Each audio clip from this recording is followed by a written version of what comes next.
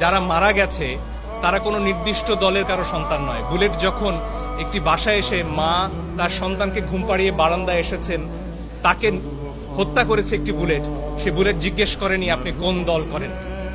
এবং আমার মনে হয় আমাদের বিভিন্ন বাহিনী, সেনাবাহিনী, পুলিশ বাহিনী, র্যাব, বিজিবি, তাদের সন্তানরা তো বাংলাদেশে রয়েছে। তাদের সন্তানরা কি এই যে হুমকি প্রত্যেক নাগরিকের বিরুদ্ধে, যে বাসায়ও নিরাপদ নয়, তাদের ক্ষেত্রে কি এই হুমকিটা কার্যকর নয়? তাদের বিবেকেও কি আসলে এই প্রশ্নটা পৌঁছেনি যে পরের বুলেট কি আপনার সন্তানের দিকে যাবে না? একটা খুব চমৎকার ছবি দেখছিলাম, সেখানে এক শিশুকে গুলি করছেন একজন পুলিশ এবং সেই শিশুটি জিজ্ঞেস করছে, বাবা ওটা কি তুমি? সে প্রশ্ন তো আমাদের সবাইকে করতে হবে। আমাদের কল্পনা চাকমার একটি উক্তি ঘুরে বেড়াচ্ছে, সেখানে বলা হচ্ছিল যে পাহাড়ে যে অত্যাচার করা হয় পরীক্ষামূলকভাবে, একসময় সেই নিপীড়ন নেমে আসে সমতলে। আমরা আর কতদিন অপেক্ষা করব যে আমার ঘরে গুলি আসা পর্যন্ত আমি চুপ থাকবো? কারণ গুলি তো আমার পাশের বাড়িতে লেগেছে, আমার বাড়িতে লাগে।